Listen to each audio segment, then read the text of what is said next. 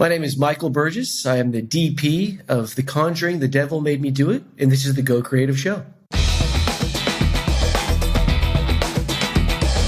Hello and welcome to the Go Creative Show, a podcast for filmmakers. My name is Ben Consoli, and today we speak with Michael Burgess, the director of photography of The Conjuring, The Devil Made Me Do It. Michael, welcome to the show.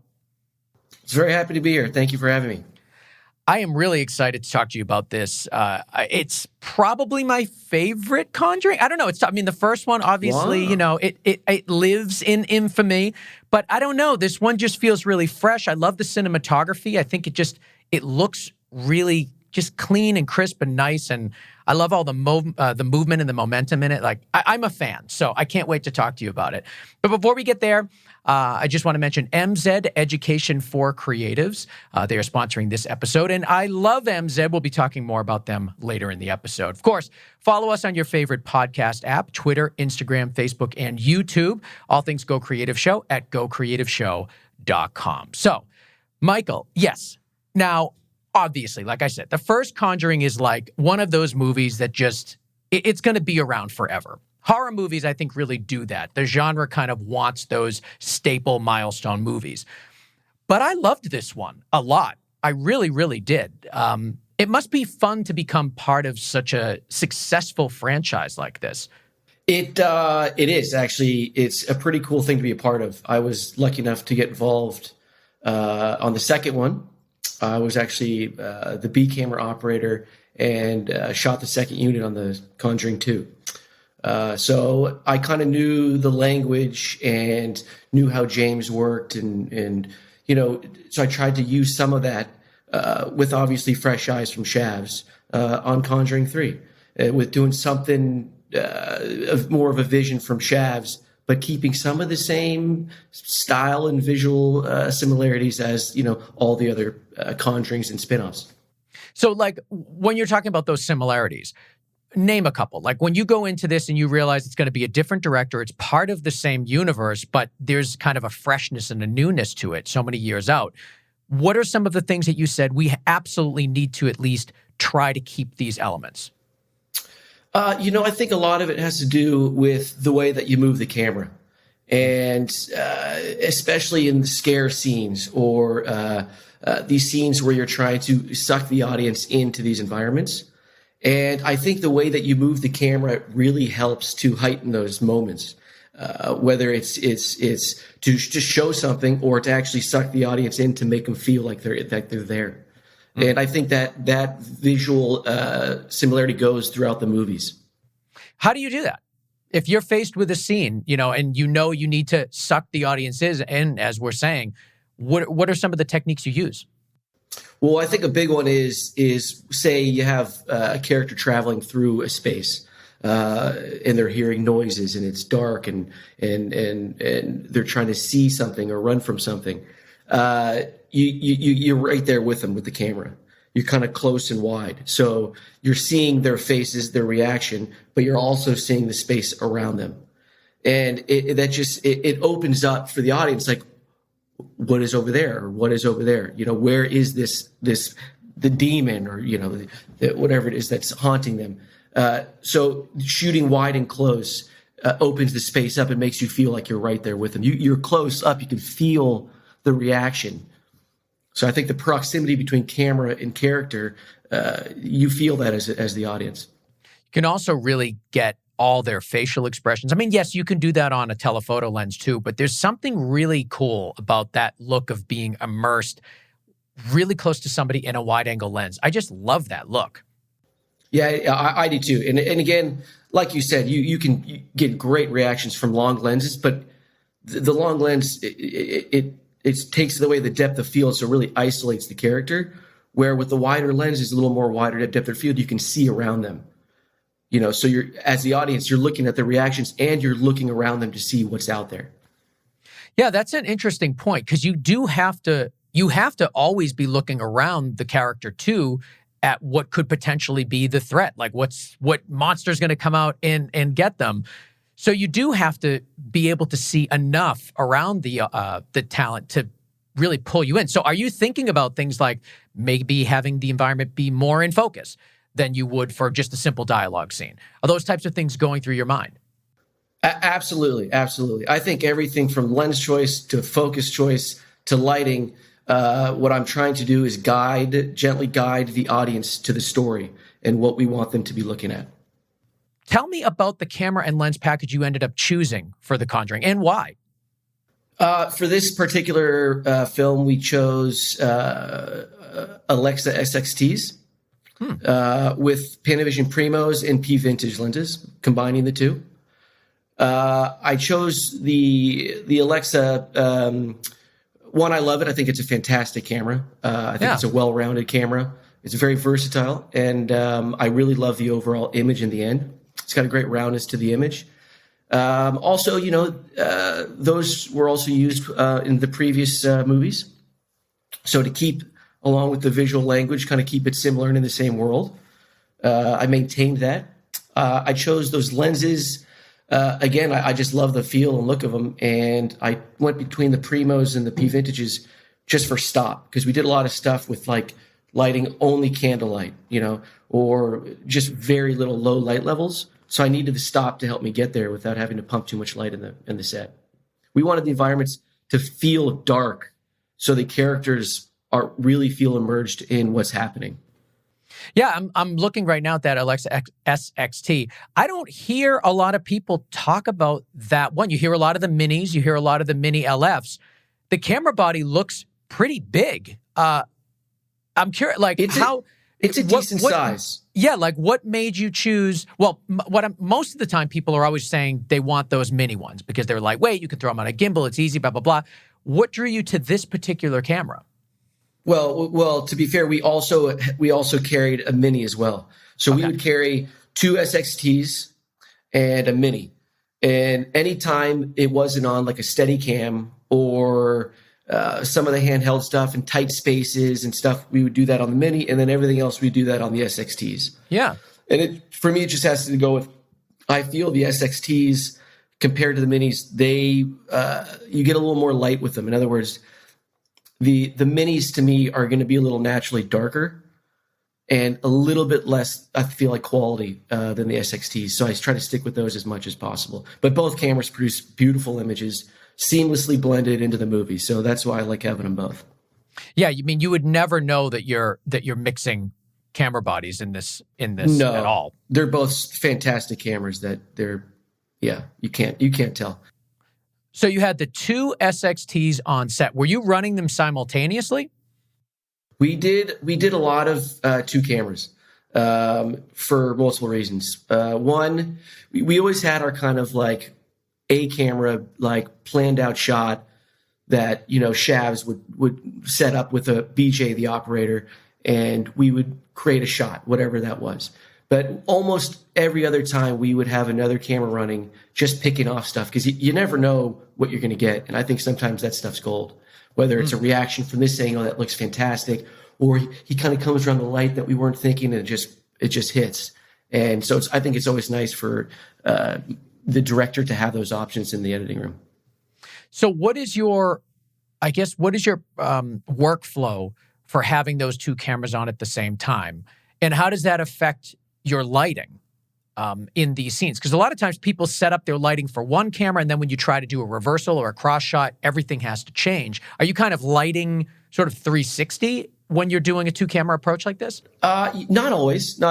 Sometimes just because the shot itself lends me to have to light 360, but I try to light per the shot, or in a lot of these cases, light the environment.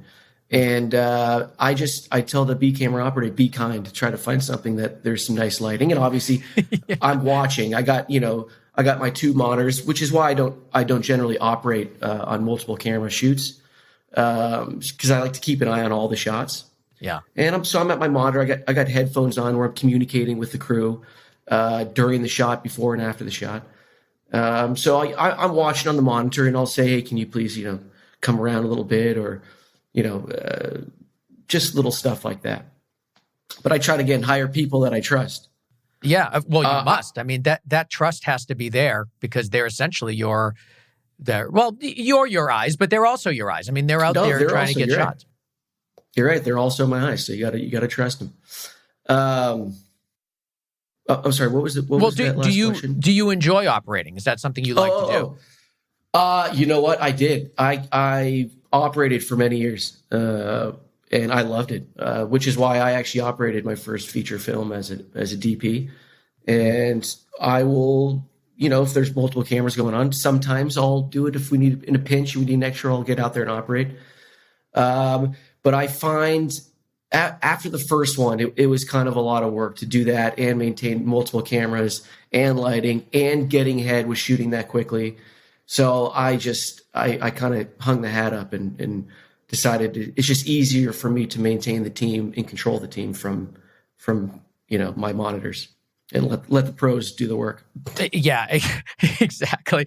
Operating certainly I think could be really fun. And there are people that do it masterfully while also directing photography. But it just seems like having an operator, building that communication and really looking at the monitors more than, more than through the camera's iris or something. It just, I don't know, it feels like that's a more natural way to handle something like a feature film, a big project like this. Yeah, for me it is. And like you said, a lot of people do it very well. I just feel that if I'm operating, I'm focused too much on simply operating each specific shot, where I'm someone who likes to think about, what's coming up next. I like to be prepared for what's happening next, what's happening in the moment. I like watching both monitors. I'm looking for details that I couldn't focus on if I was focusing on operating as well. So I just feel I'm better for the movie if I'm not operating and shooting at the same time. Now, you mentioned that you were B camera operator on Conjuring 2. Did I hear that right? I was. Correct. So is that a normal trajectory for cinematographers? Like, do you see that often where you start as a B cam operator or a second unit operator and then kind of work your way up to DP? I don't think there's a natural transition to becoming a DP. I think everyone has their own route. A lot of people, they just start shooting from the beginning and they'll operate and shoot their own stuff, and it goes that way. Operating is a fantastic profession in itself, and I know a lot of great operators who have zero interest in becoming a lighting cameraman. So I wouldn't say it's a natural transition, but it was a transition for me because again, like I said, I would operate the B camera for my father, who's also a cameraman, and that allowed me to go off and shoot the second unit. So I was attached to the movie. I can see how he was lighting things, but I wasn't the A camera operator, who was, very important in working with the actors and getting a relationship with the director and all that. As the B guy was able to kind of go off and shoot the second units while knowing what they were doing at main unit because I was operating. Yeah, and you mentioned your father. Don Burgess is your father, who is certainly go check his IMDb. That's just, he's been around. It's as simple as that. He's been around. He's worked on, just so much stuff. Like Forrest Gump, Contact, Castaway. It's like, it goes on and on and on. So, you've had this in your life, in your home, in your family for your entire life. Like, how does that affect you as a cinematographer, as a director of photography? Kind of, you certainly have a great portfolio as well, but your career is sort of at the beginning stages. How does it affect you as you're trying to rise up in this industry and getting feature films and kind of becoming a cinematographer in your own right, having Don Burgess as your dad? I can tell you it would be a lot more difficult if I let it, but I've always had such a great relationship with him, and he's always been such a great mentor, and he's always been a big fan of mine and tried to push me and allow me to do my own creative stuff to where it's easy. We worked together for many years, and it was amazing. We had a great working relationship, and it was actually tough when I started doing my own stuff without him. But Why? For me, it's again, because we spent a lot of time. We would travel together and live together and work together. And then all of a sudden now he's in London, and I'm about to go to Boston, and, I'll see him, not very much this year. But, as far as we're both competitive. So, I got to beat him out. That's the bottom line. I love that. And especially for, Conjuring 3, he shot Conjuring 2. So I felt I thought it was quite fun that, all right, I'm shooting Conjuring 3. I got to one up him. I got to make it look better. It's got to be a better movie. And now, am I going to be the center of a rift saying that Conjuring 3 might be my favorite? No, stop it. So we've got a question here from Christopher Sousa 59 on Instagram asking if anamorphic was an option during pre-production. Did you consider that at all?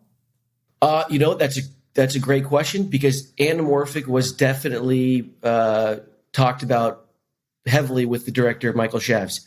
Shavs loves anamorphic, and I think they're beautiful lenses. So we did some significant testing of anamorphic lenses.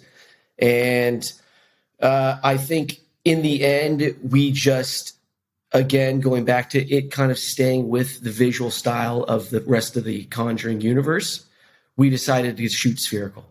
If you weren't worried about staying within that cinematic universe, do you think you would have made that choice, or would you have stayed spherical? I don't know. I don't know that. I do know that we both really like the look of anamorphic, but I think in the end we just thought that spherical was better for the movie, in the sense of we're really moving the camera a lot, and it's just coming up close on the actors. Those are just things that spherical lenses are better for. Yeah, and I wonder if there's something to spherical for horror specifically, because it might give you the ability to move around a little bit differently. Yeah, I think you're right. And I think that, again, to putting the audience in the perspective of the characters, I think spherical lenses are more true to how we see things.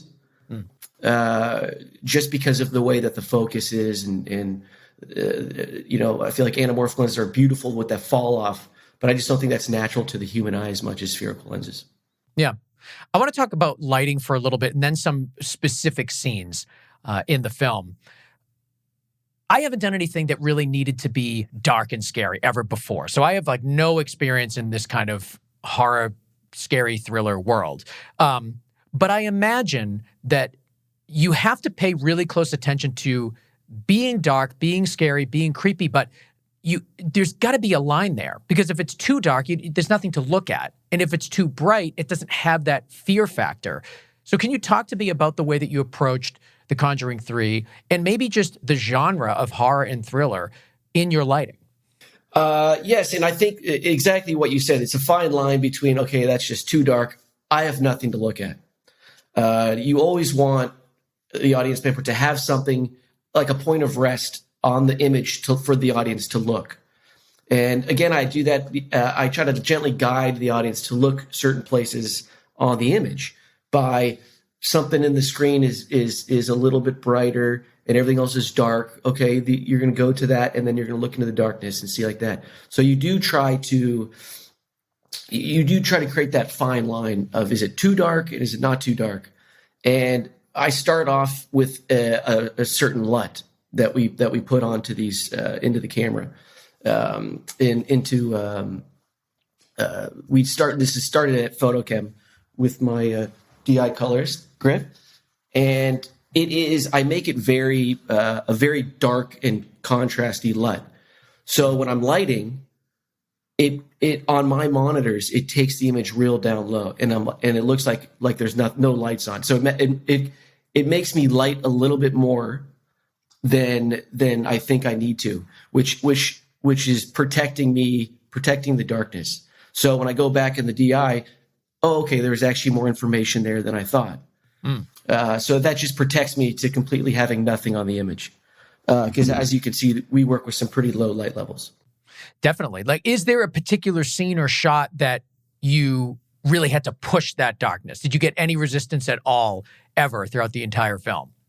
No. I think Shavs would sometimes. Shavs loved the darkness. He really wanted to make it a gritty, scary movie, and that was done through mood. And he was pushing for darkness, and I loved it. There's the end sequence when they're running through the tunnels underneath, and literally all there was a flashlight. That was it. There was no other lighting really for some of that. And, the poor, camera crew and the operators and the director are running through this very dark space. They're running into stuff. They're bumping things. They're like, Burge, give me some light here. I can't see anything. I was like, use the flashlight. So that was it. There was one little flashlight lighting the, entire, 3,000 square feet of, tunnel space. Where were you shooting that? We built that on stage in Atlanta. Oh, nice. Yeah. I mean, you certainly see flashlight scenes in films, but you always assume that there's another light source, because how could it just be flashlight? It's kind of interesting to see that you just went for it. Yeah. That's it. That was it. Shavs was, and Michael Shavs was a big proponent of that. That's what he wanted. That was his vision. So we went with, it was beautiful. We went with it. I love that. There's a few specific scenes that I want to talk about, and certainly camera tips, lighting, anything you want to bring into the kind of making and development of these scenes would be great. But I'd love to start with this waterbed scene, which is really the thing that when you talk to anybody and when you read all the reviews and you kind of look around online, there's something about this waterbed scene that is just chilling people to the core. And first of all, I'd love to know what you thought of this scene on paper. And did you imagine that it was going to kind of become one of those scenes that is synonymous with certainly this film and just horror in general? I mean, I don't think you're ever thinking that while you're shooting it. I think you're just trying to make it happen and make it work. Yeah. Because it's very tricky. That sequence of, how do you get a guy in a waterbed? Okay, obviously you can't. So again, how do you shoot that? How do you shoot the hand coming up and grabbing the kid? How do you shoot the silhouette of his hand mirroring the entity underneath him? So a lot of these things we had to be figured out in pre-production, obviously. And I thought Shavs did a great job of coming up with some ideas of how to do this and how he wanted to shoot it. And it is one of those things where actually when it was all done, we were watching it and I was like, man, that is terrifying. And I think it's terrifying because it's the child. You have a child. And to me, that just heightens it tremendously. I think it would be scary if it was an adult, but the fact that it's a child, I think, takes it to a whole new level. And I thought we did a great job of crafting it as far as easing into each different level of how much we see him. And then all of a sudden, boom, the hand comes up out of the water, spraying everywhere. And I think the effects team, visual effects team, special effects team did a great job of making that all kind of come to life. But it was fun they cut a hole in the bed. There's the effects team built a little hole to where the guy can stick his hand up through it and built this water gauge so the water would spurt out. I thought it was just very clever that the way everyone made that all happen. And again, that was something that we had many meetings in pre-production of how to do it. And of course, working with Julian Hilliard, the child actor there, he just delivers that scene. So he's such a great actor anyway. What was it like working with him? He is a fantastic spirit and very nice kid. I think there's just something, he's very sweet and gentle, which makes you feel for him even more, that this is happening to him. And then Shavs put him in those glasses and you're like, oh God, that just breaks your heart. So he's great. He was wonderful to work with and very spirited and fun and loved every minute of what he was doing. He can also be incredibly evil too. Wow. He delivered Yes. in that opening exorcism scene. And I want to talk about that scene as well. But just one more thing about the waterbed, because I think when I was watching it, what I think makes it feel so, I don't know. What I think makes it feel so scary is there's something about a waterbed in its lack of stability that makes you incredibly vulnerable. I mean, showers are a vulnerable moment. Sleeping is a vulnerable moment. But there's something about the lack of structure of a waterbed and the inconsistency of the movement and not being able to get out of it quickly because you're kind of sucked into it. There's something about vulnerability in that scene that I think lends to how scary it is. 100%. I think that's spot on. And again, just to carry on to what you were just talking about, is the other great thing is how Shav's brought it from like a fun, playful moment of the kid jumping on the waterbed and, he's just kind of gliding through it. And it's just something so easy. And then all of a sudden a complete 180 happens. And I think that's also what's pretty interesting. Let's take a quick break and talk about MZ Education for Creatives. Now, when you go to mz.com, or even better, gocreativeshow.com/MZ, you are faced with hundreds of hours of high-quality, video-based filmmaking education that covers all topics that we need to know about: directing, cinematography, post-production, visual storytelling, and more. So the content is there. The subject matter is there. But what's even more important are the instructors. Because without really good instructors, the information just doesn't get in there. You know what I mean? We are a visual bunch here at Go Creative Show. And if you're anything like me, you need a really good instructor to get that information in. And that's what they have over at MZ. I'm talking about people that are working in the industry at very high levels. Vincent LaFerre, Shane Hurlbut, Philip Bloom. The whole entire ARRI Academy is on there. More recently, Tom Cross, the editor of La La Land and Whiplash, did a course. So I'm talking about high-level people working in the industry, doing great work, and they are teaching you and giving you their experiences. This is incredible content that really is for us here at the Go Creative Show. Now, yes, you can buy individual courses, but what I suggest is you become an MZ Pro member, because then you have access to everything. It's like the Netflix of filmmaking education. So head over to gocreativeshow.com/MZ, MZED, and check it out for yourself. Of course, when you buy anything there, make sure you use the promo code GCS20 for 20% off. So it's all there. gocreativeshow.com/MZ, MZED, MZ, Education for Creatives. Let's talk about that opening exorcism scene. And I mean, we were just talking about Julian Hilliard, the child actor there, and his ability to just kind of embody this monstrous, demonic, I guess, character trait for him at that moment. I'd like to kind of start with this idea of how are you creating a scary, creepy environment with child actors? I think there has to be a point where maybe you feel like, can we really go there with a child actor? Is it how far is too far? I mean, did you feel those things working with him? You know what? It is a very sensitive. You got to tread that water carefully, and we learned this in Shav's in our last movie, which was The Curse of La Llorona, and the two main people were also children, and that we put them in some pretty terrifying situations, as we did in this one. First off, we always make sure that the parents are there and that they are watching at all times to make sure that their child is never in an uncomfortable position. And I think what you do is you just ease into it, and you always make sure that the child is comfortable. You always ask them, and you make sure they tell you if something's going on that they're not okay with. I think that's the best, because sometimes you got to push them a little bit, because it's also, you think about watching it is obviously a completely different thing. But when you're there on this stage and the set, and there's lights everywhere, and there's a ton of people, and there's crews with cameras, and the child's not going to get scared. It's more of just making sure that they feel comfortable with everything. Yeah.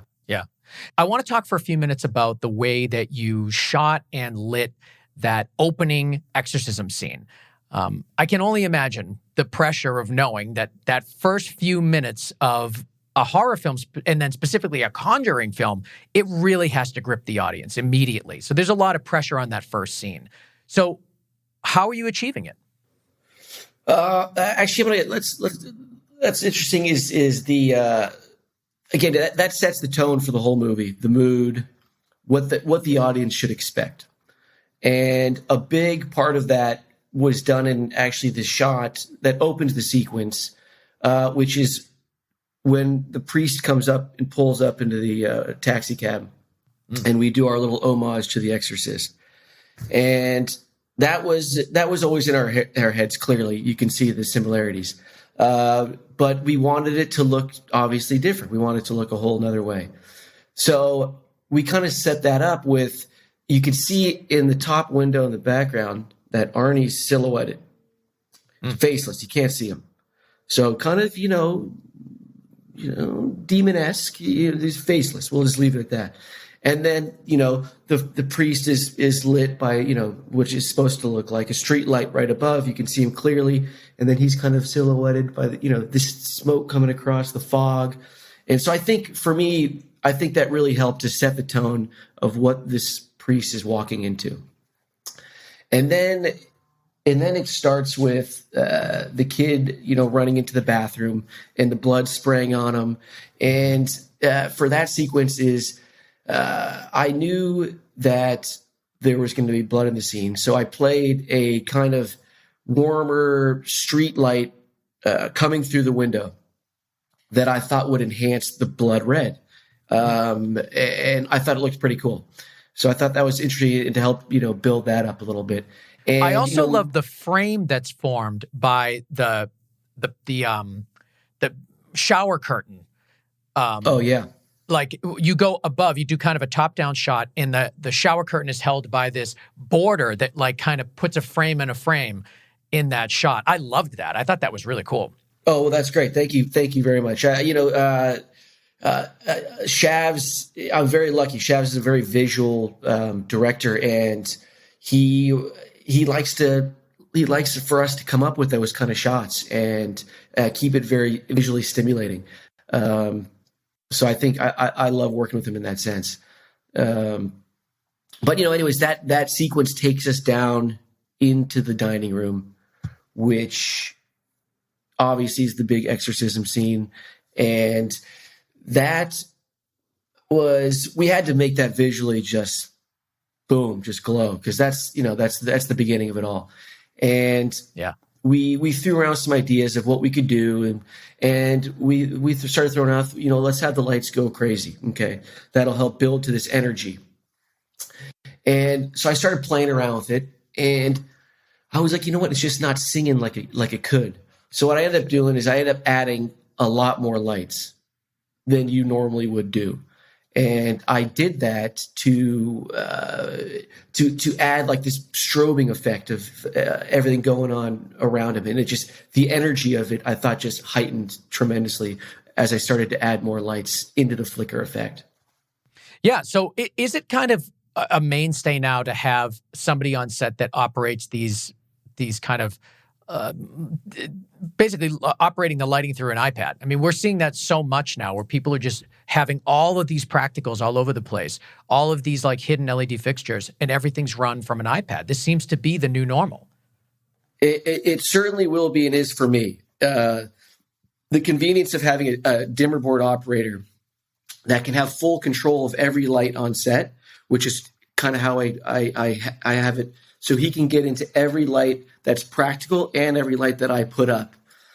He can control from his iPad, from color temperature to density, intensity, to flickering. I mean, you name it, he has control over it. And I feel it is such a important tool because we're always down to it's always down to time. Yeah. And when things aren't going quickly on set, everyone kind of looks at the DP for the most part. What's going on? What's taking so long? So to be able to have things that can happen that fast allows you to, like what I was just saying, creatively like expand your thoughts on the day. I try to be as prepared as possible, but some things sometimes they just don't work out the way that you plan. So you want to be able to adjust. And I prep in a way to where I have the tools to adjust quickly. Yeah. Like being able to add more lights to get, the feel a little more, potent. I prepared to have the tools ready to do that. And when you have the dimmer board operator that can just boop, boop, boop, boop, boop, that's got to be 2 seconds. It's unbelievable. That's got to be And those nice. guys are wizards at what they do. It's very impressive. Absolutely. Now, another scene I wanted to talk about is this day to night transition that happens in the woods. It's in the trailer. It's so clearly a scene that everybody thinks is really visually stunning and worthwhile. I loved it, watching it in context with the film. It's just really cool. It also seems like a logistical nightmare and kind of an incredible challenge to overcome. So can you talk to us about what that scene was, what the challenges were, and how you overcame them? It was a little daunting to attack that. Whenever someone asks you to go day to night, at night in the woods, you're like, interesting. But this concept started early on. Shavs would send me videos of moving lights, and he really loved the way it looked and felt. And so after seeing all these videos, we really tried to figure out how we can implement that into the story, in telling the story. Not just having random moving lights around. We wanted to try to incorporate it into the way we told the story. Yeah. And we came up with doing it at this part in the movie. It's also done in some other parts, but this is obviously the most effective and grandest in which we did it. And he goes, all right, how can we do this daytime transition to nighttime in the woods? I go, And it's more than just a transition for those that haven't seen it. Like, you're going back and forth day to night. Yeah. And the actor is, you're not like cutting in between two moments. It's the same moment. So the action is happening at night and during the day, and you're cutting back and forth between them. The toughest part of that was there's a shot where the camera's looking straight down. And there's a sequence where they're walking through the woods, and then we're kind of shot, we're on their faces, and we're wider, showing the environment. And then we cut to a shot looking straight down as Vera walks up, and then the camera starts to move down, boom down, and the light around her is transitioning. The sun is moving, the ambient is getting less and less and less, and all of a sudden, as we land down on her face, it's nighttime around her. And that was a pretty fun transition to try to make happen. I had two techno cranes. One, I had a 50-foot techno crane on 100 feet of track, which I put a light on. And it's always fun to ask for a 50-foot techno crane to put a light on. Production's like, wait, what are you going to do? It's a really expensive light, Michael. Exactly. So I'm like, just on that, I was like, oh, this better work. And so we put a big 20K up there and had somebody operating the arm and pushing the base. So it was sweeping through the woods and booming down as though the sun was setting throughout the day. And then in the background, I had lights coming up in a dark ambient light ambient going down, and then transitioning to dark ambient, and then, dark, moonlight key hitting her. So all those lights, I think it was around a 10-second fade from light to dark. Which made that happen. And it took a lot of time to prepare for that. And a lot of, Josh Davis, my gaffer, I think really shined right there. I think he brought his A game, and what we talked about, he delivered. So and very difficult and scary thing to try to accomplish. So The Conjuring 3, The Devil Made Me Do It, takes place in the 1980s. How are you approaching representing the 80s in the film? I think the bulk of that is done through production design and wardrobe. As far as the way we do things, I think our biggest contribution to that, cinematography wise, is the recipe we gave the image in the DI. Shavs and I came up with this recipe of, we added some grain, a little bit of grain for texture. We played with some halation, which is like playing with the highlights, softening them a bit. And we played to a slightly warmer image in a lot of these scenes. And I think through those enhanced kind of the production design and the costumes that kind of added and made it feel like that era. But as far as the way I light and stuff, I don't really do too much. I didn't use lights that were earlier in the 80s or shoot movies how they did in the 80s. I still try to do that. That's story based more than decade based. Yeah, I agree. I think it showed some pretty good restraint too, and not having it be so like, hey, we're in the 80s, and making sure that you knew it at all times. I think that the warmth made it feel more tungsten lit, which I think is making it feel like, earlier days. But other than that, it didn't beat you over the head with the time period. But there was something about it where you felt that it did take place a while ago. Yeah, because, at the same time, we're still trying to make a modern movie, a movie that audience of today are watching and can relate to. So, we don't want to hit it too on the head as far as, making